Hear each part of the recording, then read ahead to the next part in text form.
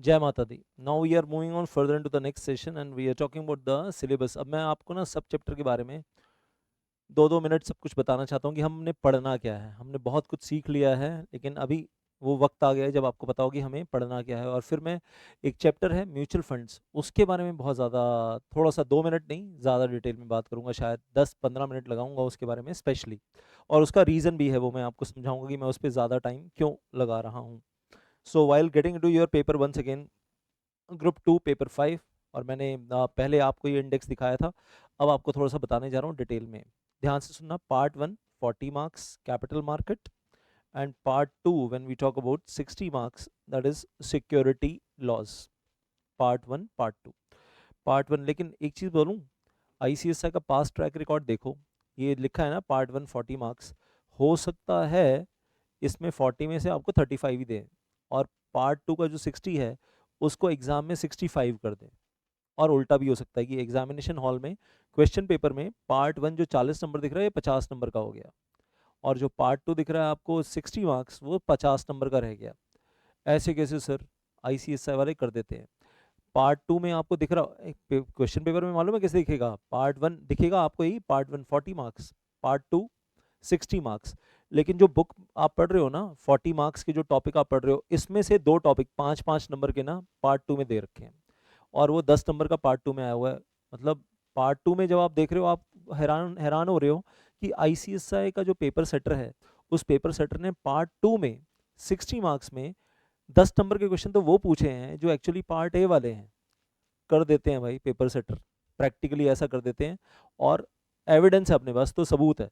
मतलब पास्ट में भी हुआ, ओल्ड सिलेबस में भी हुआ, तो न्यू सिलेबस में भी हो सकता है, they can always do that. मतलब इसमें आप ज़्यादा क्रिप नहीं कर सकते। आप 100 नंबर पूरा मानकर चलो यार, सीधा सीधा आपको एडवाइस दूंगा, आप ये मानकर चलो 100 नंबर का पेपर अपन लोग पूरा पढ़ रहे हैं, और इसमें हो सकता है पार्ट 1 40 के बजाय 50 का हो जाए, हो सकता है 40 के बजाय 30 का हो जाए एग्जामिनेशन हॉल में। और पार्ट 1 में ये जो चैप्टर आपको नज़र आ रहे हैं ये 30 मार्क्स ही पूछा, और पार्ट 2 का जो 60 है वो तो पूछा ही पूछा, पार्ट 2 के कुछ टॉपिक्स उठाकर पार्ट 1 में डाल दिए 10 नंबर के। तो पार्ट 2 जो है वो 70 का हो गया, 60 + 10, और ये 40 - 10 30 का रह गया, ऐसा भी होता है। तो खैर अब फिलहाल हम चैप्टर्स पे आ जाते हैं। बेसिक्स ऑफ कैपिटल मार्केट के बारे में पढ़ना है। थोड़ा सा हमने बात की financial system, financial market and capital market, primary market, secondary market.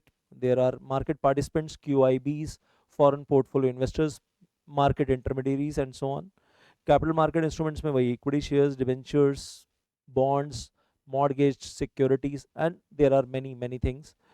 Then secondary market in India, या जिसको हम बोलते हैं स्टॉक मार्केट की बात करें, बॉम्बे स्टॉक एक्सचेंज का मैंने आपको बताया। और वेल अभी बहुत ज़्यादा मैं आपको लेकर नहीं गया हूँ उस तरफ। I will take you slowly and steadily into trading mechanism. ये T+5 होता था, फिर T+3 हो गया, फिर T+2 हो गया, T+1 हो गया, अब T+0 की शुरुआत है। तो आई से दिमाग पे भी ज़्यादा जोर नहीं देना। T the trading debt plus extra days for settlement, clearing corporation है। एक्सचेंज ट्रेडेड फंड ये म्यूचुअल फंड से कनेक्टेड है। अभी मैं कह रहा हूँ ना, बताऊंगा, अलग से स्पेशल टाइम दूंगा म्यूचुअल फंड, तो वहाँ ये चीज़ ज़्यादा समझ में आएगी। बात समझ में आ रही है? चलो आपकी क्वेरीज में बाद में लूंगा, या आप व्हाट्सएप कर दो प्लीज़। हाँ, then talking about this derivatives. अभी इंट्रोडक्शन में क्या क्वेरीज ना, जब चैप्टर करवाऊंगा तभी क्वेरीज होंगी ना, अभी इंट्रोडक्शन में क्या करना क्वेरीज का। सो वेल आई से अभी तो कुछ भी आप पूछोगे, मतलब मैं तो कहूँगा, मैंने अभी कार में सिर्फ इंजन में चाबी लगाने का काम कर रहा हूँ, अभी तो घर घर कर रहा हूँ, और आप कह रहे हो सर डिक्की भी खोल दी हमने, बोनट भी खोल दिया, और एक एक चीज़ पे क्वेश्चन आने शुरू हो जाएंगे अभी से। तो I can't answer at this stage. Answer दूंगा, सारे आंसर मिल जाएंगे यार आपको, जब उस रेलिवेंट चैप्टर में पहुंचेंगे तो वहां तो मिलेगा ही मिलेगा।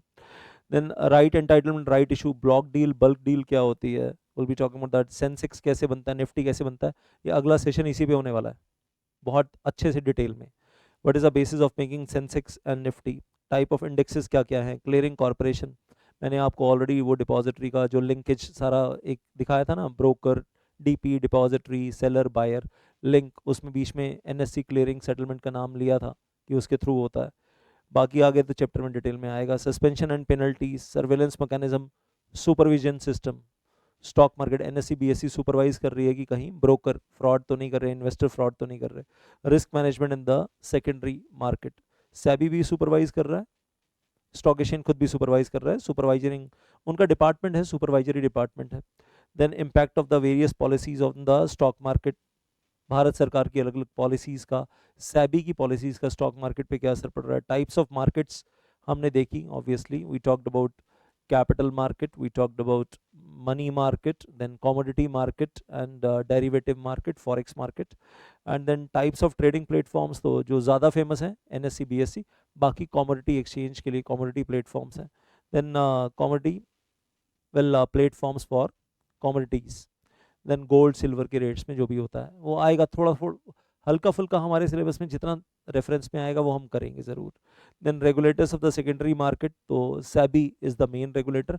बाकी मैंने आपको बताया था गुजरात में गिफ्ट सिटी में, गांधीनगर गिफ्ट सिटी गुजरात में इंटरनेशनल फाइनेंशियल सर्विस सेंटर बना हुआ है, उसके लिए IFSC authority has the powers of SEBI, SEBI does not have the power over the national NIX, that is NSC international exchange के ऊपर सेबी की पावर नहीं है गिफ्ट सिटी गुजरात में।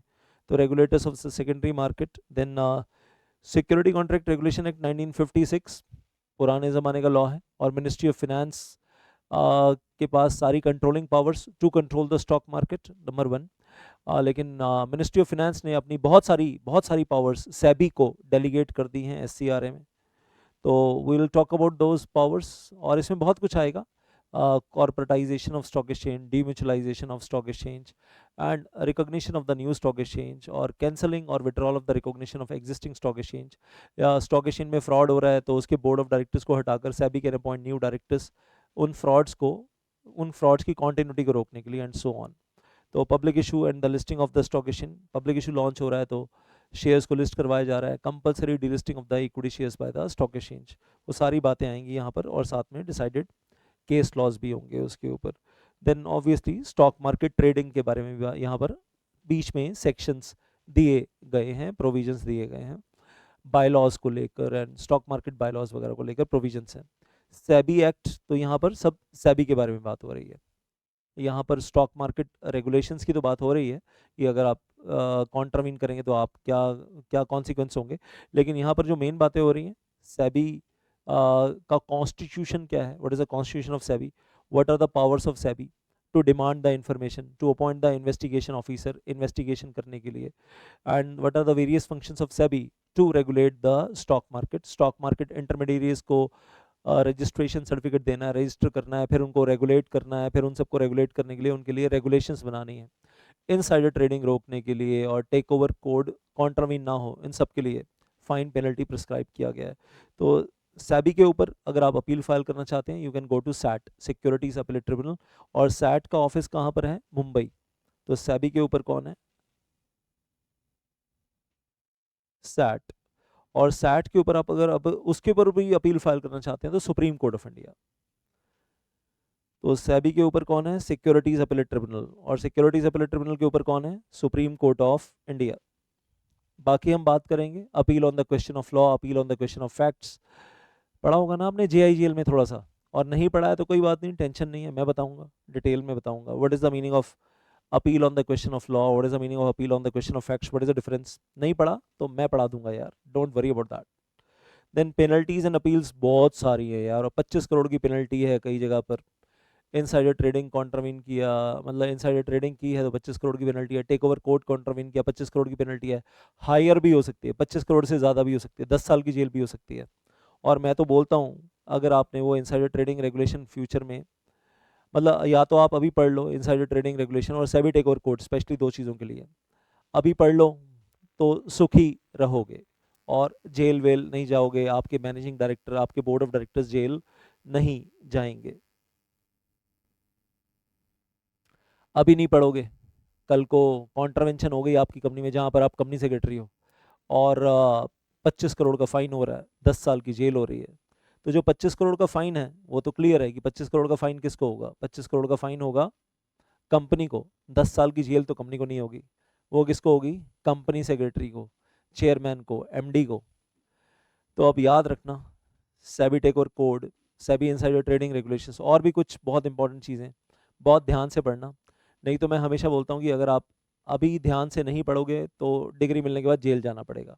तो आपके पास दो ऑप्शन है, या तो डिग्री मिलने से पहले ध्यान से पढ़ लो, और या फिर पहले ध्यान से नहीं पढ़ा, बाद में डिग्री मिलने के बाद कॉन्ट्रावीन करोगे और फिर जेल जाओगे, तो जेल के अंदर बैठकर पढ़ने का बहुत वक्त मिलेगा।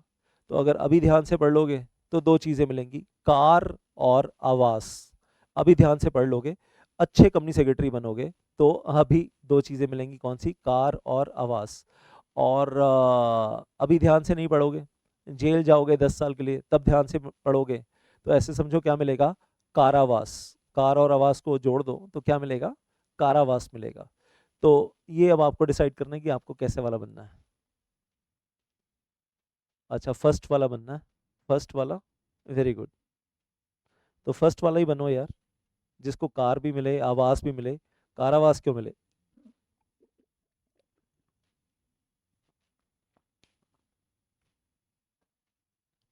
तो जिंदगी आपको दो बार ये पढ़ने का मौका देगी, मतलब आप पहला वाला मौका यूटिलाइज कर लो तो ज़्यादा अच्छा है, और पहला मौका यूटिलाइज नहीं किया तो बाद वाले में फंसेंगे। स्कोर्स की वेबसाइट के बारे में बात हो रही है यहाँ थोड़ी सी। यहाँ पर क्या है कि इन्वेस्टर्स परेशान हैं कि ब्रोकर पैसा मारकर खा गया, ब्रोकर मेरी सिक्योरिटीज़ खा गया, या कंपनी मेरा डिविडेंड पे नहीं कर रही है, या मेरे डिवेंचर्स रिडीम नहीं कर रही है। तो सेबी ने वेबसाइट बना रखी है SCORES, और सेबी की वेबसाइट पे लिंक भी है, जाकर क्लिक करो। स्कोर्स की वेबसाइट के ऊपर अपना लॉगिन बनाओ, पासवर्ड बनाओ और अपनी कंप्लेंट डालो, फ्री ऑफ कॉस्ट, आपको पैसे नहीं लगेंगे।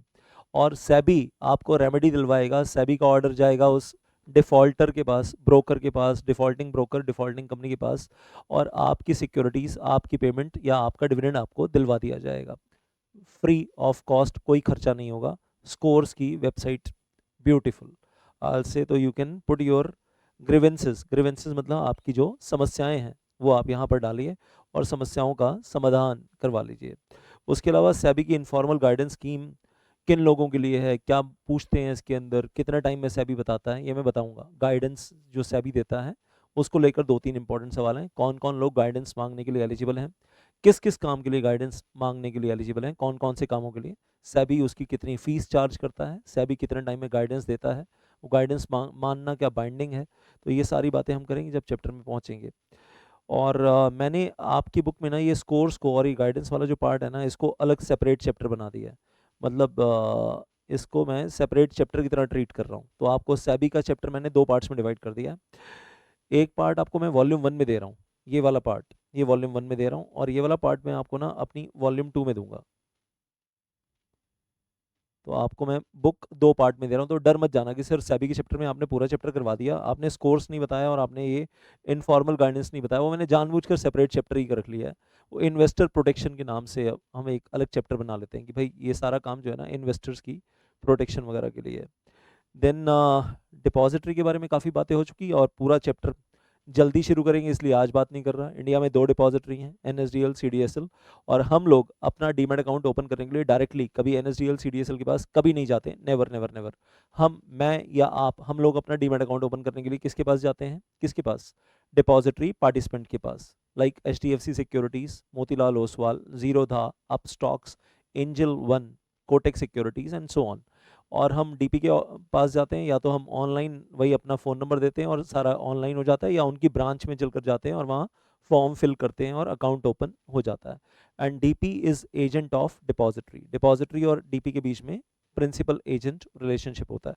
तो ये सारी बातें हमारी हुई थी, लेकिन डिटेल में, बहुत डिटेल में बात करेंगे in very first chapter. Introduction खत्म करेंगे, नेक्स्ट सेशन में NSC BSc करेंगे, बस उसके बाद डिपॉजिटरी शुरू कर देंगे, will be starting with that.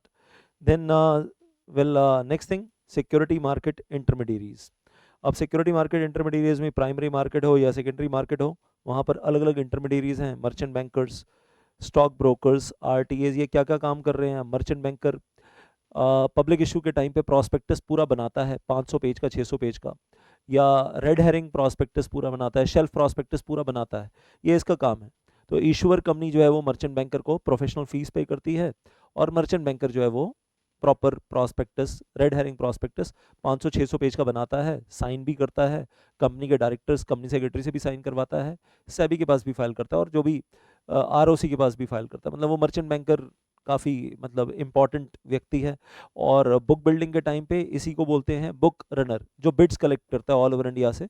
और इसका सॉफ्टवेयर है मर्चेंट बैंकर का एज बुक रनर, सारी बिड्स को प्राइस बैंड में डिसेंडिंग ऑर्डर में लगाता है ऊपर से नीचे, फिर कट ऑफ प्राइस निकालना होता है। तो मर्चेंट बैंकर बहुत सारे काम करता है। इशू मैनेजमेंट का काम करता है, प्रॉस्पेक्टस इशू करना है, इशू मैनेजमेंट का काम करता है। और इंडिया में बहुत अच्छी सैलरी मिलती है उन लोगों को जो मर्चेंट बैंकिंग में जॉब करते हैं। मुंबई में बहुत बड़ा क्लस्टर्स है मर्चेंट बैंकर का।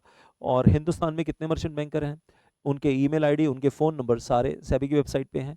सीएस की ट्रेनिंग करने के लिए आप अप्लाई कर सकते हो ना, जब आप सीएस की ट्रेनिंग करोगे, मर्चेंट बैंकिंग में जाना है, तो you can file your application. उनके ईमेल आईडी सेबी की वेबसाइट पे हैं, उनके फ़ोन नंबर सेबी की वेबसाइट पे हैं। तो अपना बढ़िया सा रिज्यूमे बनाओ, और रिज्यूमे से पहले कवर लेटर ज़रूर बनाना। बिना कवर लेटर के रिज्यूमे मत डालना, नहीं तो नालायक लोग हो जाते हैं, मतलब ऐसे लोग बिल्कुल नालायक माने जाते हैं। रिज्यूमे बना दिया, फाइल कर रहे हैं, लेकिन रिज्यूमे किसके लिए दे रहे हो, जॉब के लिए दे रहे हो, ट्रेनिंग के लिए दे रहे हो, वो उसका कवर लेटर ज़रूर अच्छे से बनाना होता है। एक पैराग्राफ कि आई एम सो एंड सो, और मैं सो एंड सो ICSI में एनरोल्ड हूँ, और मैं स्टेज पे हूँ, मैंने एग्जीक्यूटिव प्रोग्राम पास कर लिया है। ICSI नॉर्म्स के हिसाब से एक ट्रेनिंग करना, 21 मंथ्स ट्रेनिंग, अप्रेंटिसशिप ट्रेनिंग या मैनेजमेंट ट्रेनिंग करना कंपलसरी है, और इसलिए मैं अपना रिज्यूमे आपको फॉरवर्ड कर रहा हूँ, please find and close my resume. तो एक कवर लेटर बना देना। बहुत सारे बच्चे क्या गलती कर रहे हैं ऑल ओवर इंडिया, 99% रिज्यूमे बना लेंगे, बायोडेटा CV बना लेंगे, कवरिंग लेटर नहीं बनाते कि रिज्यूमे किस लिए। तो वो ऐसा गड़बड़ नहीं करना। तो बनाओ रिज्यूमे, कवर लेटर बनाओ और ईमेल डाल दो अगर ऑल ओवर इंडिया सारे मर्चेंट बैंकर्स को। जहाँ से बुलावा आ गया, आगे ज़िंदगी सफल हो जाएगी। स्टॉक ब्रोकर्स तो आपको मालूम है ब्रोकर क्या कर रहे हैं, जिनके थ्रू हम ट्रेड कर रहे हैं, दैट इज हेयर। इन सब के बारे में चैप्टर में और डिटेल में आएगा, will be coming more detail. RTA के बारे में, अच्छा मर्चेंट बैंकर का अगर नाम बता दूं, JM फाइनेंशियल्स, LIC का डॉक्यूमेंट दिखाया था ना आपको, आने वाले टाइम में फिर दिखाऊंगा। JM financials, JP Morgan Stanley या मॉर्गन स्टैनले बोलते हैं, and there are so many others all over India. अगर आपको सेबी की वेबसाइट पे एक बार दिखाई दूं, तो हम कहाँ जाते हैं सेबी की वेबसाइट पे,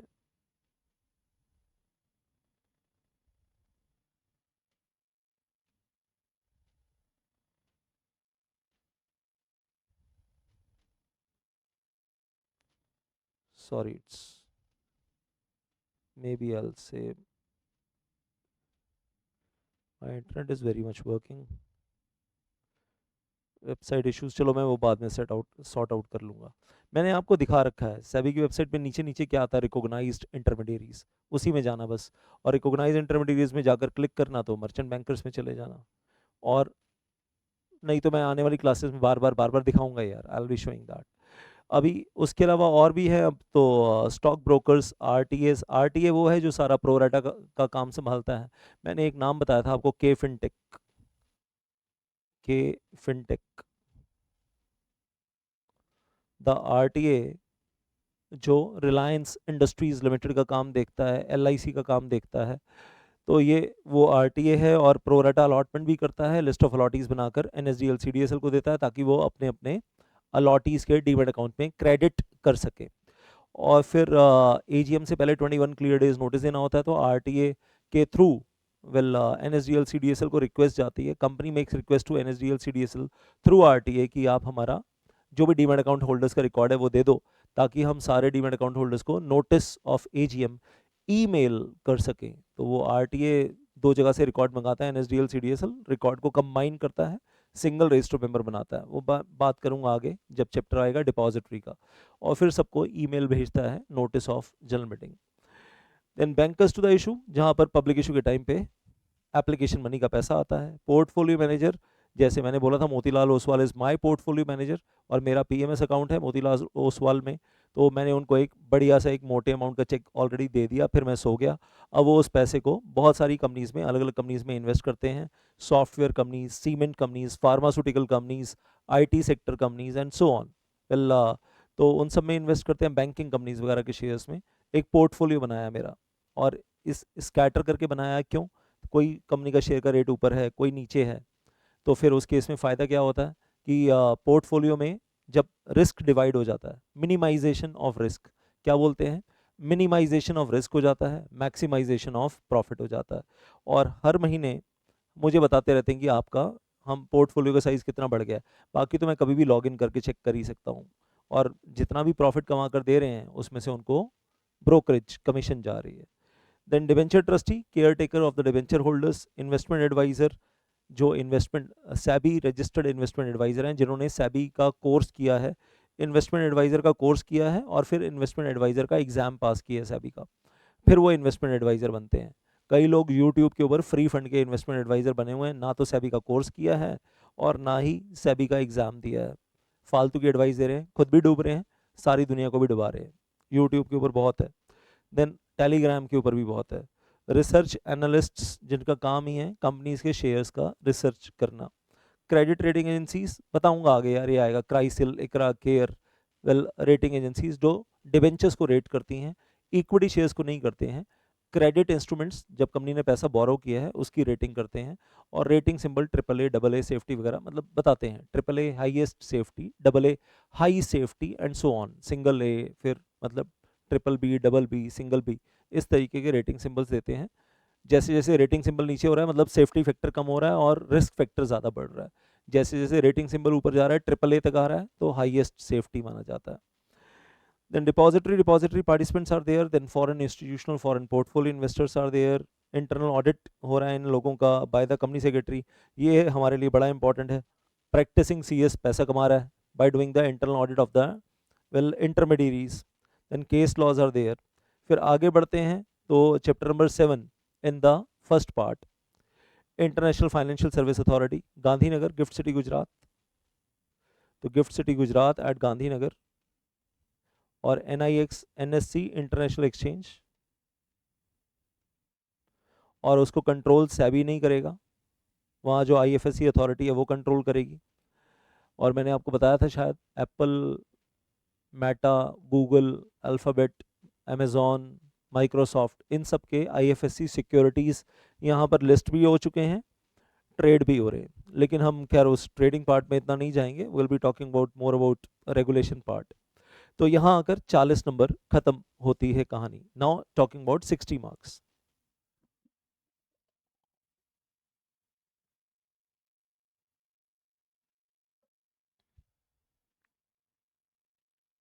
हाँ जी, 60 मार्क्स में well the first chapter that we are having in front of us, issue of securities. अभी ये थोड़ा सा और मैंने बड़ा कर दिया है font, issue of securities and concepts, और इसमें आता है number 1 IPO, number 2 FPO, number 3 right issue, preferential issue, qualified institutional placement. Preferential issue भी कुछ गिने चुने लोगों को दिया जाता है, एक लिस्टेड कंपनी है 10 15 20 25 मैक्सिमम 200 पीपल प्रेफरेंशियल इशू दे रही है। पढ़ा होगा ना कंपनी लॉ में प्रेफरेंशियल अलॉटमेंट, जिन्होंने पढ़ा है बढ़िया, नहीं तो मैं थोड़ा सा रिपीट करूंगा, section 62(1)(c। Now will be talking about that. So एक ऑलरेडी एग्जिस्टिंग लिस्टेड कंपनी है और वो कुछ गिने चुने 10 15 20 25 50 200 लोगों को प्रेफरेंशियल अलॉटमेंट, बल्क अलॉटमेंट दे रही है, तो वो उसके लिए सभी ने रेगुलेशन बना रखी है स्पेशल। या फिर कंपनी जो पहले से लिस्टेड है वो कुछ क्वालिफाइड इंस्टीट्यूशनल बायर्स को, बैंक्स को, म्यूचुअल फंड्स को, फॉरेन पोर्टफोलियो इन्वेस्टर्स को कुछ बल्क अलॉटमेंट दे रही है, तो क्वालिफाइड इंस्टीट्यूशनल प्लेसमेंट, सब ICDR रेगुलेशन का पार्ट है। IPO ऑफर कर रहे हैं इंडियन डिपॉजिटरी रिसीट्स का, मतलब फॉरेन कंपनीज इंडिया में आकर इंडियन डिपॉजिटरी रिसीट्स इशू कर रही हैं। Standard Chartered bank is an example, Standard Chartered bank, foreign bank, and well launching the IDR in India. Then right issue of the IDRs, वही foreign company जिसके IDR India में पहले से listed हैं, जिन्होंने IDR का पब्लिक इशू कर लिया इंडिया में, उसके कुछ टाइम के बाद वो इंडिया में राइट इशू ऑफ IDR कर रहे हैं। Then initial offer by the small medium enterprises, हाँ जी, लघु एवं मध्यम उद्यम जो है वो पब्लिक इशू लॉन्च कर रहे हैं। और एक बड़ी कंपनी IPO लॉन्च करती है तो उसके लिए रूल्स रेगुलेशंस अलग हैं ICDR में, और अगर एक small company, small medium enterprise अगर अपना IPO लॉन्च करती है तो उसके लिए रेगुलेशंस अलग हैं, दोनों के लिए नॉर्म्स अलग हैं। और फिर लिस्ट भी करवा रहे हैं तो SME प्लेटफॉर्म पे लिस्ट करवा रहे हैं, इनके लिए अलग से BSC SME प्लेटफॉर्म बना हुआ है, NSC इमर्ज प्लेटफॉर्म बना हुआ है, हम बात करेंगे। They are getting listed on BSC SME platform और NSC इमर्ज प्लेटफॉर्म पे ये लोग अपने आप को लिस्ट करवाते हैं। जहाँ रिलायंस लिस्टेड है Reliance is listed on the main board, मैं रिपीट कर रहा हूँ, Reliance is listed on the main board of NSC BSC. ये छोटी कंपनीज मेन बोर्ड पे लिस्ट नहीं होती हैं, छोटी कंपनीज मेन बोर्ड पे लिस्ट नहीं होती हैं। Then moving on further into this, issue and listing of the non convertible securities and, अच्छा उसके बाद बोनस इशू के बारे में बात करेंगे जो फ्री में दिए जाते हैं, और शेयर बेस्ड एम्प्लॉइज बेनिफिट और स्वेट इक्विटी, ये तो आईसीडीआर रेगुलेशन नहीं है, ये सेपरेट रेगुलेशन है। तो मतलब यहाँ पर एक चैप्टर के अंदर दो रेगुलेशन हो गई हैं आपके पास, ऊपर वाला पार्ट जो है आईसीडीआर रेगुलेशन है, और ये जो नीचे वाला पार्ट है ये share based employ benefit and sweat equity regulation है, ये सेपरेट रेगुलेशन है। Issue and listing of the non convertible securities, हाँ जी, इसके लिए एक सेपरेट रेगुलेशन है, और इसमें नॉन कन्वर्टेबल डिबेंचर्स जा रहे हैं। आईसीडीआर में क्या बात हो रही है, आईसीडीआर रेगुलेशन जो ऊपर आपको दिख रही है ना, इसमें इक्विटी शेयर्स और कन्वर्टेबल सिक्योरिटीज के लिए, ICDR regulation is for equity shares and convertible securities, convertible equity shares, convertible preference shares, sorry, not equity shares, convertible preference shares, convertible debentures which are convertible into equity shares, उनके लिए है। और ये जो next chapter है ये non convertible securities हैं जो कन्वर्ट नहीं होंगी, non convertible debenture, non convertible preference share convert नहीं होंगे, इक्विटी में कन्वर्ट नहीं होंगे, रिडीम हो जाएंगे, नॉन कन्वर्टेबल सिक्योरिटीज। तो इनके लिए सेपरेट रेगुलेशन है, ये आईसीडीआर रेगुलेशन नहीं है, they have separate regulation. Then LODR regulation we are having, और एलओडीआर का मतलब क्या है, ध्यान से सुन लो। आपकी कंपनी लिस्ट हो गई, लिस्टिंग के टाइम पे लिस्टिंग एग्रीमेंट साइन करना होता है, और वादा करते हैं कि लिस्ट होने के बाद हमारी company LODR listing obligations and disclosure requirements की सारी लीगल रिक्वायरमेंट्स कंप्लाई करेगी। बोर्ड, कुछ केसेस में बोर्ड मीटिंग से 2 दिन पहले स्टॉक एक्सचेंज को बताना होता है कि बोर्ड मीटिंग होने वाली है, उसमें सो एक्टिविटी होने वाली है, हम आपको 2 दिन पहले एडवांस में बता रहे हैं। कुछ केसेस में 5 दिन पहले एडवांस में बताना होता है, कुछ केसेस में 7 दिन पहले एडवांस में बताना होता है, कुछ केसेस में 11 दिन पहले एडवांस में बताना होता है, वो है अलग जगह, मतलब जगह जगह पर है, एडवांस इंटीमेशन देनी होती है। कुछ इवेंट बेस्ड डिस्क्लोजर होते हैं, सो इवेंट हो रही है तो वो इवेंट हो रही है तो वो डिस्क्लोजर देना मैंडेटरी है, स्टॉक एक्सचेंज को बताना है। कुछ क्वार्टरली डिस्क्लोजर होते हैं कि हर क्वार्टर में डिस्क्लोजर देना ही देना है, quarterly financial results, quarterly financial statements बनाकर स्टॉक एक्सचेंज में देनी देनी है। कुछ हाफ ईयरली डिस्क्लोजर होते हैं जो हाफ ईयर के बाद स्टॉक एक्सचेंज को सबमिट करने होते हैं अगर आपकी कंपनी लिस्टेड कंपनी है। कुछ एनुअल डिस्क्लोजर होते हैं, ईयरली डिस्क्लोजर होते हैं जो हर साल आपको स्टॉक एक्सचेंज को देने हैं। तो इवेंट बेस्ड डिस्क्लोजर हैं, क्वार्टरली डिस्क्लोजर हैं, हाफ ईयरली डिस्क्लोजर हैं, एनुअल डिस्क्लोजर हैं। सिंपल है, ज़्यादा पेनफुल नहीं है, सिंपल है याद करना, मेमोराइज करना, और उसकी टेबल्स बनी हुई है, टैबुलेशंस बनी हुई है, उसमें अपडेट्स होते रहते हैं। वो अपडेटेड मैंने आपकी बुक में दिया आपको, I have given the updated table in your book. बाकी हाँ, आपका एग्जाम पास होने के बाद, आपकी ट्रेनिंग खत्म होने के बाद, डिग्री मिलने के बाद हो सकता है उस टेबल में और अमेंडमेंट्स हो जाएं, तो वो अमेंडमेंट्स तो लाइफ लॉन्ग चलती रहेंगी। उसके अलावा सुनो ध्यान से, ये तो एक बात हो गई। फिर अब मैं कहूँगा कि यहाँ पर लिखा हुआ है एलओडीआर में, अगर आपकी कंपनी लिस्टेड कंपनी है तो how many independent directors are to be appointed, how many women directors are to be appointed, और इंडिपेंडेंट वुमेन डायरेक्टर, जो इंडिपेंडेंट भी हो और वुमेन डायरेक्टर भी हो, कौन सी कंपनीज को अपॉइंट करना है। ऑडिट कमेटी को लेकर कुछ रिक्वायरमेंट्स हैं, नॉमिनेशन एंड रेमुनरेशन कमेटी को लेकर कुछ रिक्वायरमेंट्स हैं, स्टेक होल्डर रिलेशनशिप कमेटी को लेकर कुछ रिक्वायरमेंट्स हैं, और ये independent director, audit committee, nomination remuneration committee, stake holder relationship committee, ये सब कुछ कंपनी लॉ में भी था, लेकिन एलओडीआर में रिक्वायरमेंट्स कुछ अलग डिफरेंट हैं, डिफरेंट फ्रॉम कंपनी लॉ। अब इसका मतलब ये ध्यान से समझना, अगर आपने कंपनी लॉ में ऑलरेडी सब पहले से पढ़ा है, वेरी गुड, नहीं तो यहाँ पर मैं बता ही दूंगा, I will be sharing with you people in this batch. Security law में ही आपको बता दूंगा कंपनी लॉ में क्या था, लेकिन कंपनी लॉ में उन चीज़ों को लेकर नॉर्म्स कुछ और थे, यहाँ पर उन चीज़ों को लेकर नॉर्म्स कुछ और हैं, चेंज हो गए हैं, बदल गए हैं। तो आपको एक कंपैरिजन भी देखना पड़ेगा कि भाई कंपनी लॉ में तो ऑडिट कमेटी को लेकर सेक्शन में कुछ और लिखा था, सैबी ने ऑडिट कमेटी को लेकर एलओडीआर रेगुलेशन में कुछ और लिखा है, और ये ज़्यादा स्ट्रिक्ट है जो सैबी ने लिखा है। तो SEBI has the power to make the law more strict, more stringent through its regulation, SEBI के पास वो पावर है।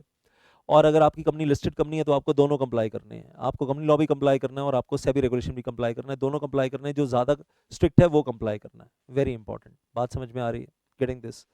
सो वेल से तो कुल मिलाकर अब कहानी ये है कि एलओडीआर कंप्लाइंसेस वो पढ़ना है आपको, और ऐसे ही रिलेटेड पार्टी ट्रांजेक्शन्स हैं, तो मतलब LODR में बहुत कुछ, बहुत डिटेल में बताऊंगा, प्यार प्यार से, आराम आराम से। आज तो इंट्रोडक्शन है तो मैं आपको ऊपर ऊपर से सिर्फ टच करके बता रहा हूँ कि इसमें क्या आने वाला है।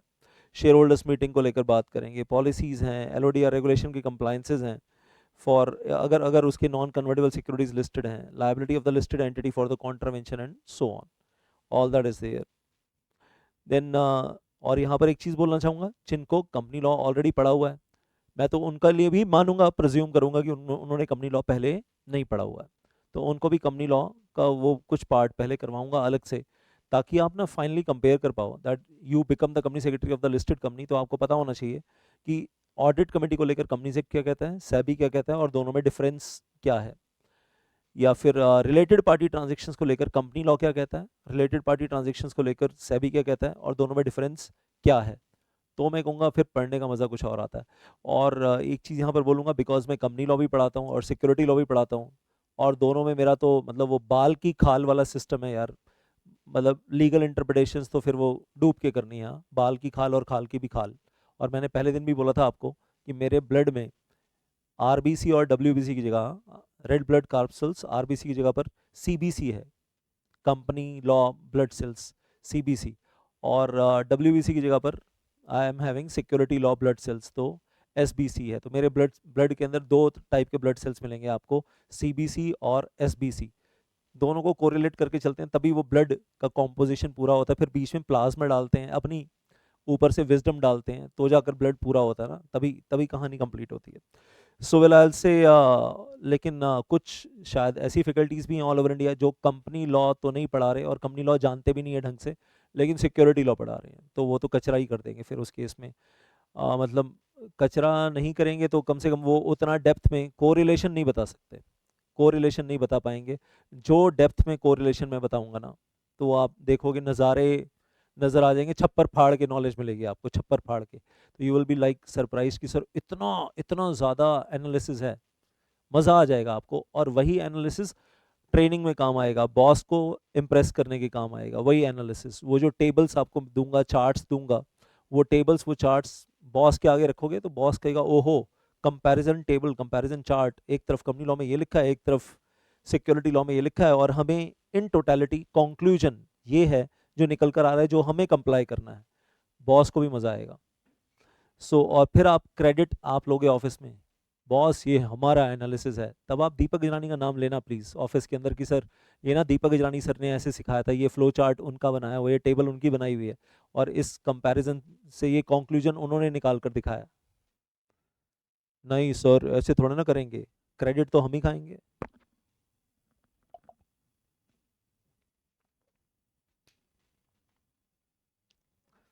चलो दोनों, मेरे पास तो पास्ट में दोनों टाइप के बच्चे रहे हैं, आप किस टाइप के बच्चे बनोगे ये आपके ऊपर है। देन आई से तुम्हारे दिल की आवाज़ आ रही है मेरे तक, खैर चैट में तो लिखा हुआ है अच्छे बच्चे बनेंगे। अच्छा, आपका नाम बताएंगे, अच्छा, चलो thank you so much, thank you so very much.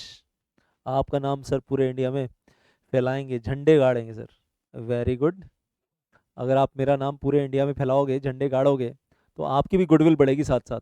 सबको मालूम है कि दीपक इजरानी सर को पढ़ाते हुए 25 साल हो गए हैं और बहुत डिटेल में पढ़ाते हैं, बहुत एग्जॉस्टिव पढ़ाते हैं, पता चलेगा मेरे नाम की गुडविल आपको मिल रही है साथ में। Then acquisition of shares and take overs, and this is SEBI take over code, जिसके कॉन्ट्रावेंशन में मैं कह रहा था 25 करोड़ का फाइन है, 10 साल की जेल है। और मैंने फर्स्ट इंट्रोडक्शन क्लास में ही आपको बहुत सारे न्यूज़पेपर कटिंग्स दिखा दिए थे। First introduction class of CS executive program group 2, मैं सिक्योरिटी लॉ लेक्चर 1 की बात नहीं कर रहा हूँ, I am not talking about security law. जब CS एग्जीक्यूटिव प्रोग्राम ग्रुप 2 क्या है बात हो रही थी कि ग्रुप 2 का टोटल स्ट्रक्चर क्या है, वहीं पर मैंने काफ़ी कुछ आपको फ्लो चार्ट भी दिखाए थे आपने। तो यहाँ तो मैं आपको टेक ओवर कोड के बारे में 3 चीज़ें बोलूँगा। नंबर 1, या तो आप अभी पढ़ लोगे तो कार और आवास मिलेगा अच्छे से, बाल की खाल खाल की भी खाल, और लीगल परफेक्शन के साथ। नहीं पढ़ोगे, गलती हो गई तो 25 करोड़ का फाइन, 10 साल की जेल। तो कार आवास मिलेगा। तो इंडिया में 2 टाइप के क्वालिफाइड कंपनी सेक्रेटरीज हैं लिस्टेड कंपनीज में, एक वो जिनको कार और आवास मिलता है, और दूसरे वो जिनको कारावास मिलता है। तो आप कौन से वाले टाइम के बनोगे, कौन से टाइप के, तो फर्स्ट टाइप के ही बनना, कार और आवास वाले बनना। और टेक ओवर कोड बहुत अच्छे से पढ़ लेना, नहीं तो 25 करोड़ का फाइन, 10 साल की जेल।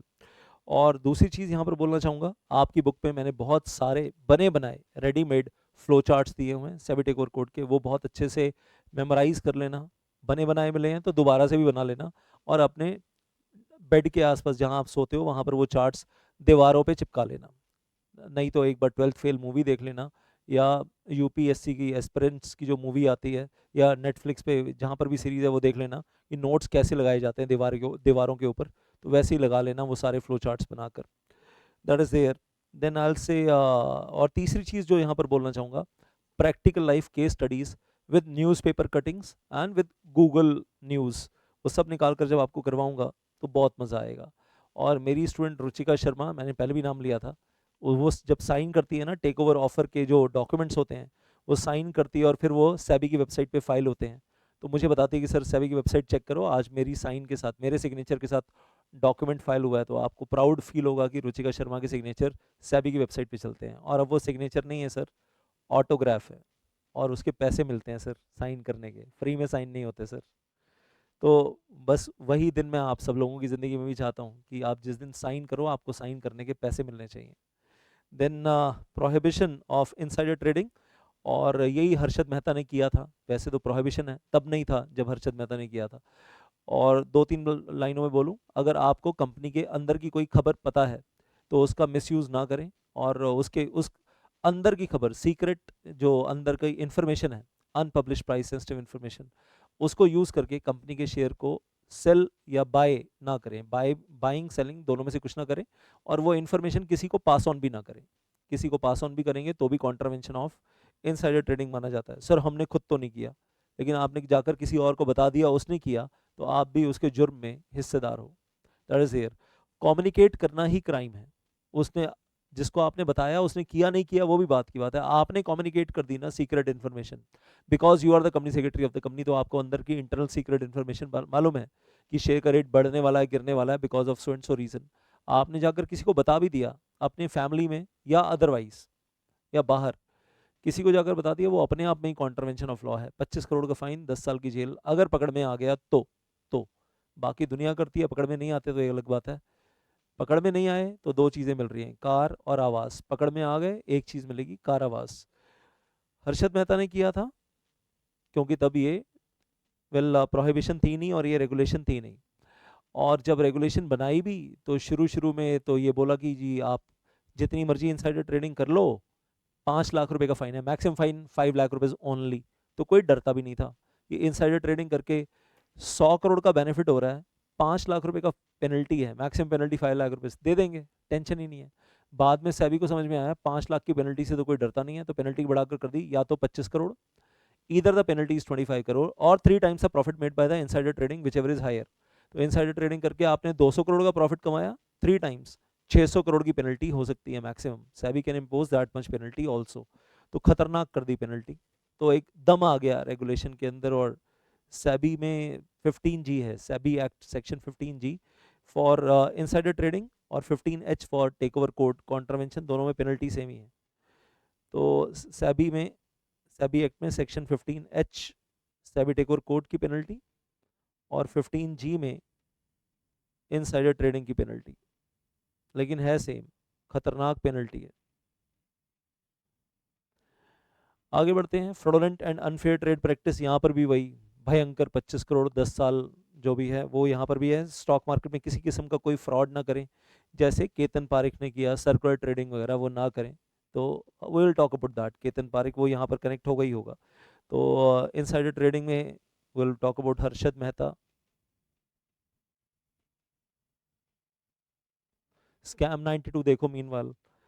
और prohibition of fraudulent and unfair trade practice में we will talk about Ketan Parikh, scam. Delisting and buyback of regulations, मैं कहूँगा कंपनी लॉ में आपने पढ़ा हुआ है, और नहीं पढ़ा हुआ है तो मैं 10 मिनट लगाकर उतना तो ज़रूर पढ़ाऊँगा यहाँ पर। जो कंपनी लॉ में था वो रिपीट कर दूंगा यहाँ पर। Plus plus plus at the same time delisting and buyback of securities की बात कर रहे हैं, तो जो सेबी ने रेगुलेशन बनाई है वो तो हम ऊपर से ऐड करेंगे। और यहाँ पर चैप्टर 1 नहीं है, इसको तो मैं बोलता हूँ ये अपने आप में 2 फुल चैप्टर हैं।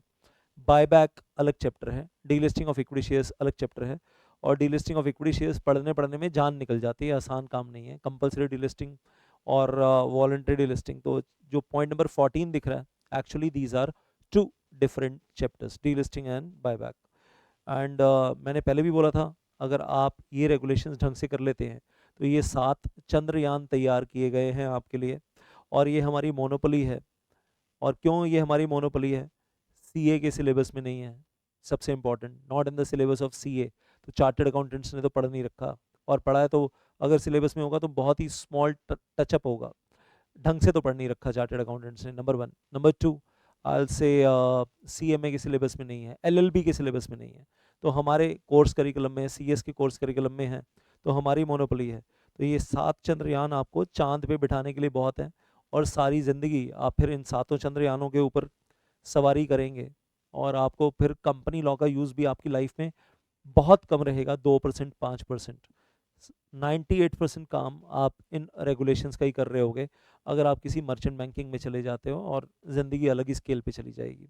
मैंने पहले भी बोला था, मैं वो रिपीट कर रहा हूँ। और 21 मंथ्स या 24 मंथ्स की जो ट्रेनिंग है, वो भी कोशिश करना मर्चेंट बैंकिंग में ही मिल जाए, उसी तरफ चले जाएं, मर्चेंट बैंकिंग वाली साइड, वहीं ट्रेनिंग कर लें, मुंबई में या दिल्ली एनसीआर, बेंगलुरु, पुणे, जहाँ पर भी आप हो, तो वहाँ पर करो, और अपना फ्यूचर, अपनी जॉब, अपनी प्रैक्टिस इसी तरफ, इसी एरिया में बनाओ। तो प्रोफेशनल फीस बहुत है यार, पैसा कमाने के लिए बहुत है इधर, बहुत बहुत पैसा है। इसके बाद towards the end part I will से एक म्यूचुअल फंड्स के बारे में बात करूंगा, और कलेक्टिव इन्वेस्टमेंट स्कीम्स के बारे में। कलेक्टिव इन्वेस्टमेंट स्कीम्स कुछ कुछ म्यूचुअल फंड जैसा होता है, वो 2 लाइनों में समअप करूंगा, लेकिन म्यूचुअल फंड थोड़ा सा ज़्यादा डिटेल में बताऊंगा अभी आपको। तो म्यूचुअल फंड जब हम पढ़ेंगे, तो ये डायग्राम आपकी बुक में ऑलरेडी मैंने दिया हुआ है, you already have this diagram in your book.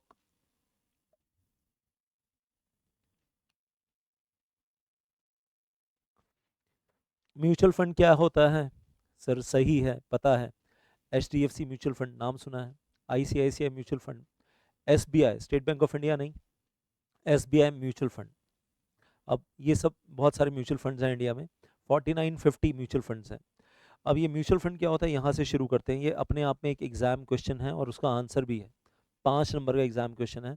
Mutual fund के 4 ऑर्गन्स क्या होते हैं? तो अब ध्यान से सुनना मेरी बात, आराम आराम से। म्यूचुअल फंड सही है स्टॉक मार्केट में इन्वेस्टमेंट करने के लिए एंड ऑल दैट, और म्यूचुअल फंड को 2 लाइनों में बोलते हैं, safest way to invest the money in the stock market, safest way to invest the money in the stock market. अब म्यूचुअल फंड के बारे में जो यहाँ पर बात कर रहा हूँ, mutual fund is establish as a trust, Indian trust act, as a trust establish किया जाता है, और यहाँ 4 मिनिमम 4 बोर्ड ऑफ ट्रस्टीज होने चाहिए। ये mutual fund is not a company, mutual fund is not a partnership firm, it is not LLP, mutual fund is established as a trust only. Compulsory है कि ट्रस्टी बनाना है, minimum 4 board of trustees होने चाहिए। और mutual fund का ये जो trust है, ये बना कौन रहा है? ये बनाने के लिए एलिजिबिलिटी क्राइटेरिया क्या है? जो स्पॉन्सर है, जो म्यूचुअल फंड को सेटअप कर रहा है, वो स्पॉन्सर या तो कोई नॉन बैंकिंग फाइनेंशियल कंपनी होगी, या तो बैंक होगा। HDFC बैंक ने HDFC म्यूचुअल फंड बनाया, स्टेट बैंक ऑफ इंडिया ने SBI म्यूचुअल फंड बनाया। बात समझ में आ रही है? Getting that? So the sponsor has to be NBFC, और sponsor has to be a bank, it is a compulsory requirement, जिसके पास 5 साल का फाइनेंशियल ट्रैक रिकॉर्ड हो, 5 ईयर्स और मोर का फाइनेंशियल ट्रैक रिकॉर्ड होना चाहिए। तो वो लोग म्यूचुअल फंड को बनाते हैं। आप इनको प्रमोटर कहना चाहो, आप स्पॉन्सर्स को प्रमोटर भी कह सकते हो, जिन्होंने म्यूचुअल फंड बनाया। अब अगले लेवल पे आते हैं, म्यूचुअल फंड का सारा काम करता कौन है? म्यूचुअल फंड खुद नहीं करता कुछ भी, कौन करता है? Asset management company, and asset management company has to be a company in the company sector, so it is a separate legal entity. तो म्यूचुअल फंड के सेटअप में ही एसेट मैनेजमेंट कंपनी है, और एसेट मैनेजमेंट कंपनी अपने आप में एक कंपनी है, and every company is a separate legal entity. So asset management company banana important है। अब HDFC म्यूचुअल फंड है, तो उन्होंने HDFC AMC बना रखी है, HDFC asset management company. SBI mutual fund है, तो उन्होंने SBI AMC बना रखी है।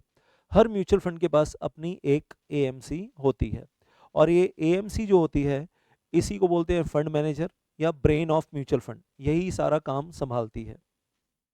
और एक होता है नीचे कस्टोडियन, कस्टोडियन के बारे में डिटेल में बात करेंगे, लेकिन ये जो कस्टोडियन है, this is the person registered with SEBI, ये सेबी के पास रजिस्टर्ड है। इंडिया में कुछ 18-19 कस्टोडियन है अभी आज की तारीख में, वो मैं वेबसाइट खोल के आपको दिखा दूंगा बाद में कि कौन से 18-19 कस्टोडियन है इंडिया में।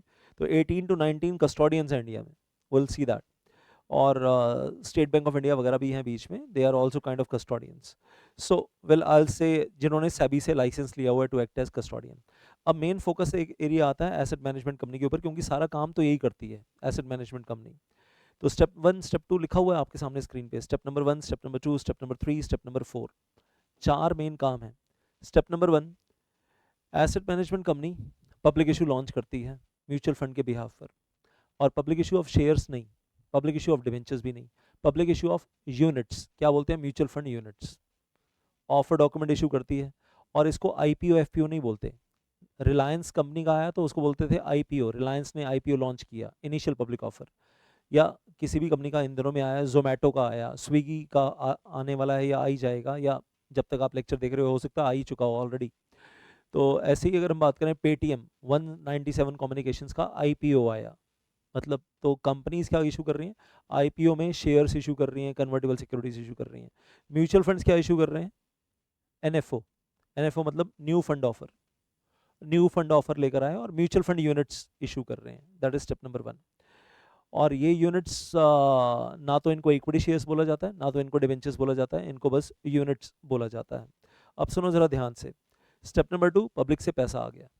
अब मान लो एग्जाम्पल के तौर पे ऑफर डॉक्यूमेंट में लिखा है कि हम 100 करोड़ यूनिट्स इशू कर रहे हैं, 100 करोड़ यूनिट्स इशू करते हैं eight the rate of ₹10 per unit, eight the rate of ₹10 per unit, ताकि हमारे लिए समझना आसान हो जाए एग्जाम्पल के साथ साथ। पब्लिक से पैसा ले लिया, पब्लिक से पैसा ले लिया, 100 करोड़ यूनिट्स हैं, ₹10 पर यूनिट के हिसाब से ₹1000 करोड़ पब्लिक से ले लिया, एसेट मैनेजमेंट कंपनी के पास 1000 करोड़ आ गया, और बदले में पब्लिक को यूनिट्स इशू कर दी स्टेप नंबर 3 में। हाँ, स्टेप नंबर 3 में पब्लिक को यूनिट्स इशू कर दी, और कितनी यूनिट्स इशू कर दी हैं, जो हम बोल रहे थे 100 करोड़ यूनिट्स पब्लिक को इशू कर दी at the rate of ₹10 per unit. अभी मैं ना इसमें एंट्री लोड होता है, फ्रंट एंड लोड होता है, बैक एंड लोड होता है, उस सब में नहीं जा रहा हूँ, अभी सिंपल रख रहे हैं एग्जाम्पल को। अब क्या हुआ, एसेट मैनेजमेंट कंपनी के पास 1000 करोड़ कैश आ गया, पब्लिक को यूनिट्स मिल गई, और इसमें मैं भी हो सकता हूँ, दीपक गजरानी भी हो सकता है। मान लो दीपक गजरानी को ही 200 यूनिट्स अलॉट हुई हैं, क्योंकि दीपक गजरानी ने ₹2000 दिया था, 2000 रुपये दिए थे, तो बदले में 200 यूनिट अलॉट हुई हैं। अब बहुत ध्यान से सुनना, एसेट मैनेजमेंट कंपनी ने शुरू से ऑफर डॉक्यूमेंट में बता दिया था कि ये जो 1000 करोड़ पब्लिक से आएगा, इस पैसे का क्या करेंगे, इस पैसे को आगे कहाँ इन्वेस्ट करेंगे, ये शुरू से बता दिया था। ये बताना मैंडेटरी है, कंपलसरी है ऑफर डॉक्यूमेंट में, एनएफओ के टाइम पे, मतलब पब्लिक से पैसा लेने से पहले पब्लिक को बताना पड़ेगा ना कि आपसे जो पैसा ले रहे हैं उस पैसे को आगे इन्वेस्ट कहाँ करेंगे, तो वो शुरू से ही बता दिया था। और अगर मान लो ऑफर डॉक्यूमेंट में यहाँ शुरू से बता दिया था कि इस पैसे से हम गोल्ड में इन्वेस्टमेंट करेंगे, तो इधर देखो आपको गोल्ड की ऑप्शन दिख रही है। तो स्टेप नंबर 4 है ये, पब्लिक से 1000 करोड़ आ गया, उस 1000 करोड़ को आगे इन्वेस्ट करना है। अगर ऑफर डॉक्यूमेंट में लिखा था कि ये पैसा लेकर हम स्टॉक मार्केट में इन्वेस्ट करेंगे, इक्विटी शेयर्स में इन्वेस्ट करेंगे, डिवेंचर्स में इन्वेस्ट करेंगे, तो फिर वहाँ इन्वेस्ट करेंगे। अगर ऑफर डॉक्यूमेंट में लिखा था कि ये पैसा आगे स्टॉक मार्केट में इन्वेस्ट करेंगे, इक्विटी शेयर्स में, डिवेंचर्स में, तो फिर इक्विटी शेयर्स में, डिवेंचर्स में इन्वेस्ट करेंगे, बात खत्म हो गई।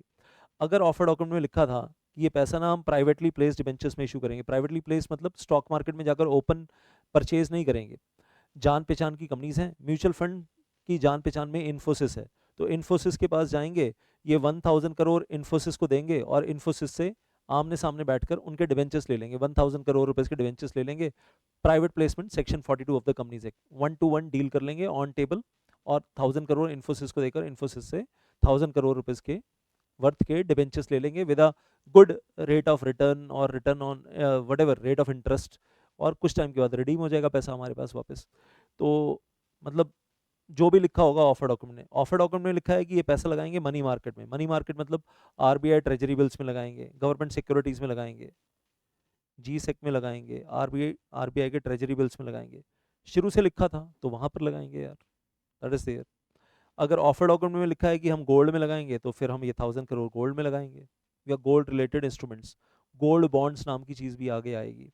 रियल एस्टेट में लगाएंगे, तो अगर ऑफर डॉक्यूमेंट में लिखा है कि ये पैसा रियल एस्टेट में लगाएंगे तो रियल एस्टेट में लगाएंगे। अब ध्यान से सुनना, आगे वैसे तो चैप्टर में आएगा, मैं अभी बताने के लिए एडवांस में अभी बता रहा हूँ। रियल एस्टेट का मतलब कंप्लीटेड बिल्डिंग होनी चाहिए, जो जिसका कंस्ट्रक्शन वर्क कंप्लीट हो चुका हो। एम्प्टी लैंड पे नहीं लगा सकते, एग्रीकल्चरल लैंड नहीं खरीद सकते, खाली ज़मीन परचेज नहीं कर सकते, कंप्लीटेड बिल्डिंग परचेज कर सकते हैं। और उस बिल्डिंग के ऊपर कोई मॉर्गेज नहीं होना चाहिए, उस गिरवी नहीं होनी चाहिए वो बिल्डिंग कहीं किसी के पास, किसी लेंडिंग बैंक के पास या अदरवाइज। और इस बिल्डिंग के ऊपर कोई कोर्ट केस नहीं होना चाहिए। और ये बिल्डिंग इंडिया के बाहर नहीं होनी चाहिए, इंडिया में होनी चाहिए। ये भूत बंगला नहीं होना चाहिए जो खंडर हो गई है। ये सारी बातें लिखी हुई हैं रेगुलेशन में कि it shall not be abundant building, भूत बंगला हो गई है वैसी वाली बिल्डिंग नहीं होनी चाहिए। तो वेल आप इन्वेस्टर का पैसा लेकर अगर बिल्डिंग में लगा रहे हो तो बिल्डिंग के लिए स्पेसिफिकेशन सेबी ने बता दिया है पहले से, that is there. Then going on further, और एक नीचे है, उसकी डिटेल में नहीं जाऊंगा, मॉर्गेज बैक सिक्योरिटीज। ये वैसे मैं ग्रुप 1 में भी पढ़ाता हूँ वहाँ पर, एसेट रिकंस्ट्रक्शन कंपनी का जब टॉपिक करते हैं एनबीएफसीज में, लेकिन ग्रुप 2 में भी करवाऊंगा, यहाँ सिक्योरिटी लॉ में भी करवाऊंगा। सिक्योरिटी कॉन्ट्रैक्ट रेगुलेशन एक्ट के चैप्टर में मैंने पूरा डायग्राम ही दिया हुआ है इसका, बढ़िया सा डायग्राम दिया हुआ है, securitise back mortgage back securities, तो पूरा डिटेल में स्टेप बाय स्टेप करेंगे। तो अब क्या बोला जा रहा है कि एसेट मैनेजमेंट कंपनी ये स्टेप नंबर 4 में जो इन्वेस्टमेंट कर रही है, 1 stock market, 2 privately placed debenture, 3 money market instrument, 4 gold, 5 real estate, 6 mortgage back securities. इन 6 चीज़ों में से किसी भी एक चीज़ में इन्वेस्ट कर लो, और जिस भी चीज़ में इन्वेस्ट करना है वो शुरू से ऑफर डॉक्यूमेंट में डिस्क्लोज कर दो कि हम किस चीज़ में इन्वेस्ट कर रहे हैं। इन 6 चीज़ों के अलावा और किसी चीज़ में इन्वेस्ट करना अलाउड नहीं है, नहीं है। बात समझ में आ रही है? Getting that? किसी 7वीं चीज़ में इन्वेस्ट करना अलाउड नहीं है। अच्छा सर क्या थोड़ा थोड़ा कर सकते हैं, थोड़ा सा इसमें थोड़ा सा उसमें? इसमें ना कुछ रिस्ट्रिक्शंस है, आगे चैप्टर में बताऊंगा कि अगर आपने गोल्ड चुना है तो सिर्फ गोल्ड में इन्वेस्ट करोगे, फिर ऐसा नहीं कर सकते कि 90% गोल्ड में लगा देते हैं 10% डिवेंचर्स में लगा देते हैं ना, अलाउड ही नहीं है। गोल्ड चुना है, शुरू से ऑफर डॉक्यूमेंट में गोल्ड बोला है, तो फिर 100%, 1000 करोड़ सारा का सारा आप गोल्ड में ही इन्वेस्ट करोगे। अगर आपने ऑफर डॉक्यूमेंट में शुरू से रियल एस्टेट बोला है तो आप 1000 करोड़ सारा का सारा रियल एस्टेट में ही लगाओगे।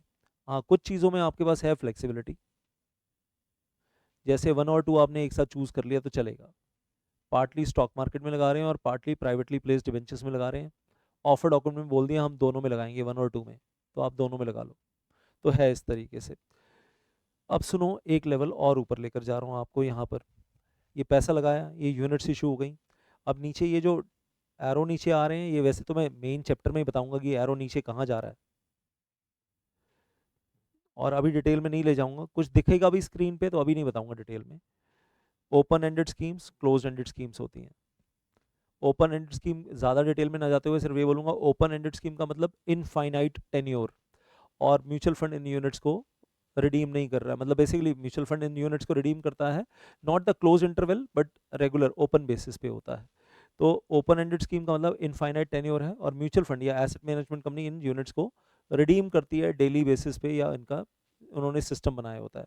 क्लोज एंडेड स्कीम का एक फिक्स टेन्योर होता है, और या तो ये पीरियोडिकल बेसिस पे रिडीम होती हैं, मतलब क्वार्टरली, हाफ ईयरली, या फिर at the end of the full tenure. 3 साल की स्कीम है तो 3 साल की स्कीम जब कंप्लीट होगी 3 साल, तब रिडीम होगा, कुछ वो सिस्टम रहता है।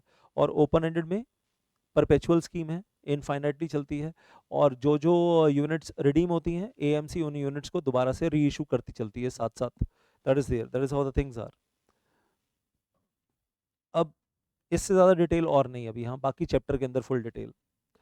और एक चीज़ आपको बताना चाहता हूँ, ये अब चाहे ओपन एंडेड स्कीम है चाहे क्लोज एंडेड स्कीम है, इनको हम नीचे ले आते हैं तो ये फर्दर बहुत सारी स्कीम्स में डिस्ट्रीब्यूट हो जाती हैं।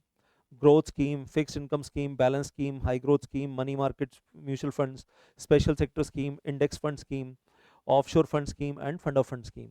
अब थोड़ा सा यहाँ पर अगर मैं कहूँ कि पहली पहली स्कीम है यहाँ पर ग्रोथ स्कीम, चाहे ओपन एंडेड हो क्लोज एंडेड हो, म्यूचुअल फंड ने बोला, शुरू से बताया एनएफओ में, ऑफर डॉक्यूमेंट में, कि ग्रोथ स्कीम है। इसका मतलब आपसे पैसा लेकर, यूनिट होल्डर से पैसे लेकर, यूनिट होल्डर का पैसा सिर्फ और सिर्फ स्टॉक मार्केट में कंपनीज के इक्विटी शेयर्स खरीदने में लगाया जाएगा, डिबेंचर्स में नहीं लगाया जाएगा। किस में लगाया जाएगा? Investment in the equity shares of the various different companies in the stock market. तो म्यूचुअल फंड उस पैसे को डिस्ट्रीब्यूट कर देगा, कुछ पैसा सॉफ्टवेयर कंपनीज के शेयर्स खरीदे, कुछ पैसा सीमेंट कंपनीज के शेयर्स खरीदे, कुछ पैसा फार्मास्यूटिकल कंपनीज के शेयर्स खरीदे, 1000 करोड़ था ना आपके पास, जो ऊपर एग्जाम्पल लिया था, तो 1000 करोड़ को डिस्ट्रीब्यूट कर दिया, हाँ, रुपीज़ 1000 करोड़ को डिस्ट्रीब्यूट कर दिया, कुछ पैसा रिलायंस में लगा दिया, कुछ इन्फोसिस के इक्विटी शेयर्स, कुछ विप्रो के इक्विटी शेयर्स, कुछ रेनबैक्सी के, कुछ एसीसी सीमेंट के, कुछ ग्रासिम सीमेंट के, and so on, sector wise की कोई सेक्टर ऊपर है कोई सेक्टर नीचे है। तो जितना ज़्यादा पैसा डिस्ट्रीब्यूट हो जाएगा पोर्टफोलियो उतना बड़ा हो जाएगा, minimisation of risk, maximisation of profit. तो ग्रोथ स्कीम का मतलब यूनिट होल्डर से 1000 करोड़ लेकर बहुत सारी कंपनीज के इक्विटी शेयर्स परचेज कर लिए, थोड़ा थोड़ा, कहीं 100 करोड़, कहीं 200 करोड़, कहीं 50 करोड़, कहीं 40 करोड़। फिक्स्ड इनकम स्कीम का मतलब इक्विटी शेयर्स में लगाया ही नहीं, यूनिट होल्डर से पैसा लेकर वो पैसा स्टॉक मार्केट में बहुत सारी कंपनी के डिबेंचर्स खरीदने में लगा दिया। क्या खरीदे हैं? डिबेंचर्स, जहां से फिक्स्ड इनकम आती है, फिक्स्ड इनकम स्कीम। और शुरू से ऑफर डॉक्यूमेंट में बता दिया था कि फिक्स्ड इनकम स्कीम है, और जो पैसा आपसे ले रहे हैं 1000 करोड़ आगे कंपनीज के इक्विटी शेयर्स में नहीं लगाएंगे, इन्हीं सारी कंपनीज के डिबेंचर्स में लगाएंगे, इन कंपनीज के डिबेंचर्स में लगाएंगे, और वहां से फिक्स्ड इनकम आएगी, उसमें से म्यूचुअल फंड अपना पैसा काट के, खर्चे वर्चे काट के आपको इनकम पहुंचा देगा। बैलेंस या हाइब्रिड स्कीम का मतलब क्या होता है? वो शुरू से बता रहे हैं 65%, 35% या कुछ भी करके 70%, 30%, शुरू से बता रहे हैं कि जो पब्लिक से पैसा लिया जा रहा है, म्यूचुअल फंड मतलब यूनिट होल्डर से जो पैसा लिया जा रहा है, उसका 70% हम लगाएंगे in the equity shares of various companies, 30% हम लगाएंगे in the debentures of various companies. उल्टा भी हो सकता है, 50-50 भी हो सकता है, 60-40 कुछ भी हो सकता है। वो फंड मतलब वो सारी बातें कहाँ लिखी होंगी? ऑफर डॉक्यूमेंट में लिखी होंगी कि हम 60-40 लगाने वाले हैं, 70-30 लगाने वाले हैं, 50-50 लगाने वाले हैं। लगाएंगे कंपनीज में, पार्टली इक्विटी में, पार्टली डिबेंचर्स में। इक्विटी में लगाने में रिस्क है, लेकिन ग्रोथ आती है, इक्विटी के प्राइस बढ़ते हैं। ग्रोथ स्कीम क्यों बोला गया था इक्विटी को? जिन कंपनीज के शेयर्स में लगाया उनके शेयर्स के रेट बढ़ गए, तो जब शेयर्स के रेट बढ़ेंगे तो यूनिट्स की वैल्यू भी बढ़ेगी, यूनिट्स की वैल्यू बढ़ेगी। और अगर डिबेंचर्स में लगाया तो फिक्स्ड इंटरेस्ट इनकम आती रहेगी, आप में डिस्ट्रीब्यूट होती रहेगी, उसमें यूनिट्स की वैल्यू बढ़ेगी नहीं। बैलेंस या हाइब्रिड स्कीम का मतलब आपसे पैसा लेकर 70% इक्विटी में लगा दिया, 30% डिवेंचर्स में लगा दिया। जो डिवेंचर्स में लगाया वो सेफ है, उसके ऊपर एक फिक्स्ड इनकम आती रहेगी 30% के ऊपर। 70% इक्विटी में लगाया, उसमें शेयर का रेट जंप अप होगा तो आपकी यूनिट्स की वैल्यू बढ़ जाएगी, और हाई वैल्यू पे आप अपनी यूनिट्स रिडीम करवा लेना बाद में, दैट इज देयर। लेकिन अगर जिन कंपनीज के शेयर्स में लगाया उन कंपनी के शेयर्स क्रैश हो गए तो आपकी यूनिट्स की वैल्यू भी कम हो जाएगी, रिडम्पशन के टाइम पे पैसा भी कम मिलेगा। रिस्क तो है, रिस्क है तो इश्क है, मतलब चाहे म्यूचुअल फंड में भले वो कहें रिस्क नहीं है, लेकिन म्यूचुअल फंड में भी रिस्क है। And read the offer document carefully before investing in the stock market and before investing in the mutual funds, read the offer document very carefully. बोलते ही हैं हाई ग्रोथ स्कीम नहीं जा रहा, इसमें बहुत ज़्यादा रिस्की होते हैं, और इन सब में अभी बात नहीं कर रहा हूँ मैं, चैप्टर में बात करूँगा। अच्छा, मैंने ना एक 2 घंटे का पूरा वीडियो लेक्चर ऑलरेडी यूट्यूब पे भी छोड़ा हुआ है म्यूचुअल फंड्स का, अगर आपका देखने का मन करे तो आप देख लेना। सर हमें तो आज ही जानना है, बड़ी उत्सुकता है म्यूचुअल फंड्स के बारे में जानने की। तो मेरे मतलब हमारे यूट्यूब चैनल के ऊपर या मेरे यूट्यूब चैनल के ऊपर एक म्यूचुअल फंड्स का पूरा 2 घंटे का वीडियो लेक्चर है, खुद भी देखना, मम्मी पापा को भी दिखाना अगर मन करे तो। और उसमें डिटेलिंग ज़्यादा है, वो तो मेन चैप्टर का ही वीडियो है, the lecture 1 of main chapter. And then अभी जो मैं बात करना चाह रहा हूँ वो ध्यान से सुनो ज़रा, इसके बारे में थोड़ा सा ज़्यादा ध्यान से बात करना चाह रहा हूँ। ये सारी बातें तो जो मैं कह रहा हूँ, या तो वो लेक्चर देख लेना मेरा, ये सब कुछ तो चलो मेरे को थोड़ा थोड़ा बेस बनाना था आपका 1 2 3 तो मैंने बता दिया। अभी मेरे लिए बड़ा इंपॉर्टेंट ये है, और वो क्या है? इंडेक्स फंड स्कीम का मतलब क्या है? Index fund scheme, what is the meaning of that index fund scheme? शुरू से म्यूचुअल फंड ने, एसेट मैनेजमेंट कंपनी ने ऑफर डॉक्यूमेंट में बताया था कि पब्लिक से जो पैसा लेंगे वो निफ्टी 50 कंपनीज में या फिर सेंसेक्स 30 कंपनीज के इक्विटी शेयर्स में इन्वेस्ट करेंगे, और उसी प्रोपोर्शन में, जिस प्रोपोर्शन में ये कंपनीज का परसेंटेज शेयर है इंडेक्स के अंदर, जो मैं अगले सेशन में समझाऊंगा, नेक्स्ट सेशन में। आज तो पॉसिबल नहीं है, इस सेशन में नहीं समझाऊंगा, वो नेक्स्ट सेशन में ही समझाऊंगा। तो क्या बोल रहे हैं? इंडेक्स फंड स्कीम, क्या नाम दिया है? Index fund scheme. और शुरू से यहाँ पर मान लो ऑफर डॉक्यूमेंट में बोला गया है कि this is Nifty index fund scheme, तो इसका मतलब ये है कि 1000 करोड़ रुपीस जो पब्लिक से लिया जा रहा है, वो 1000 करोड़ रुपीस ऐसा नहीं कि नेशनल स्टॉक एक्सचेंज पे 2600 कंपनीज के इक्विटी शेयर्स में कहीं भी लगा देंगे, होने को तो वहां 2600 कंपनीज से भी ज्यादा हैं एनएससी के ऊपर, लेकिन उन ऐसा नहीं कि उन 2600 कंपनीज के इक्विटी शेयर्स में कहीं भी लगा देंगे। ओनली ये जो इन्वेस्ट कर रहे हैं यहाँ पर स्टेप नंबर 4 में, तो only in equity shares of Nifty 50 companies.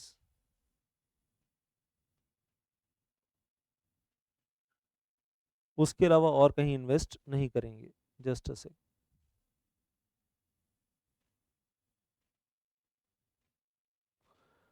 Only in the equity shares of Nifty 50 companies. तो ये जो 1000 करोड़ आया है वो सिर्फ और सिर्फ किस में इन्वेस्ट होगा? Only in the equity shares of Nifty 50 companies. और उसमें भी ना वेटेज वाइज होगा, प्रोपोर्शनेट। रिलायंस की वेटेज ज़्यादा है निफ्टी में, तो रिलायंस में इन्वेस्टमेंट ज़्यादा होगी। प्रोपोर्शनेट रिप्रेजेंट वो मैं बताऊंगा नेक्स्ट सेशन में बताऊंगा, इसमें नहीं। उसी हिसाब से इन्वेस्ट करेंगे। इन्फोसिस की वेटेज, इन्फोसिस रिलायंस नंबर 1 है, टीसीएस नंबर 2 है, स्टेट बैंक ऑफ इंडिया है, देन इन्फोसिस है, इन्फोसिस नंबर 4 है। सो वेल आई से HDFC बैंक नंबर 3 है। तो number 1 is Reliance, number 2 is I'll say TCS, number 3 HDFC bank, number 4 Infosys, number 5 पे स्टेट बैंक ऑफ इंडिया।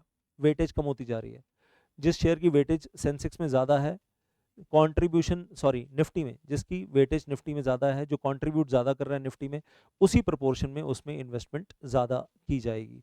तो ये है तो 1000 करोड़ इन्वेस्ट करने के लिए, लेकिन 1000 करोड़ का डिस्ट्रीब्यूशन इन कंपनीज के शेयर्स में कैसे किया जाएगा। और आज लिस्ट में ये कंपनीज दिख रही है ना आपको 1 2 3 4 5। आने वाले 20-25 साल के बाद हो सकता है लिस्ट चेंज हो जाए, हो सकता है ये कंपनीज ना हो। और स्कीम आपकी ओपन एंडेड परपेचुअल स्कीम है, चलती रहेगी। एडजस्टमेंट्स बताऊंगा मैं आपको आने वाले टाइम में कि फिर एडजस्टमेंट्स भी की जाती हैं। लेकिन index fund scheme, Nifty index fund scheme का मतलब क्या समझ में आया? What is the meaning of Nifty index fund scheme? कि जो पैसा पब्लिक से लिया है, यूनिट होल्डर से लिया है, वो पैसा आगे सिर्फ और सिर्फ किस काम पे खर्च किया जाएगा? To purchase the equity shares of Nifty 50 top companies only, that's it.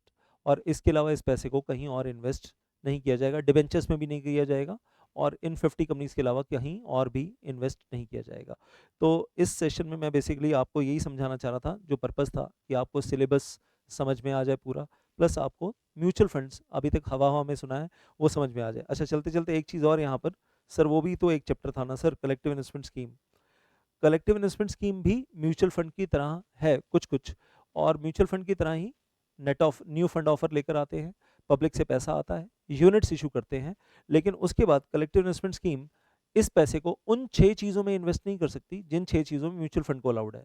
तो कलेक्टिव इन्वेस्टमेंट स्कीम 6 काम कौन से नहीं कर सकती?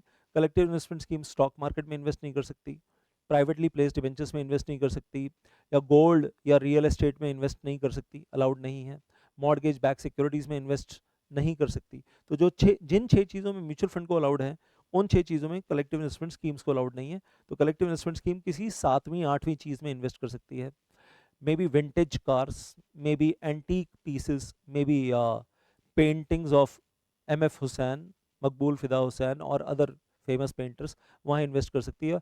और जिन चीज़ों में इन्वेस्ट किया उनकी वैल्यूएशन बढ़ गई तो जो यूनिट्स की वैल्यू है वो बढ़ जाएगी, और हाई वैल्यू पे बेचा वही पेंटिंग्स को या जो भी वेल विंटेज कार्स हैं, लो वैल्यू पे खरीद के हाई वैल्यू पे बेचा, और ज़्यादा मोटा प्रॉफिट हो गया, पैसा डबल हो गया, ट्रिपल हो गया, तो यूनिट होल्डर्स को आप हाई प्राइस पे रिडीम कर सकते हैं।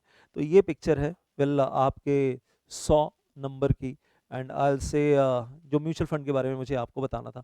नेक्स्ट सेशन में when we are coming back, I'll say I'll be talking about Nifty, I'll be talking about Sensex, all the very best।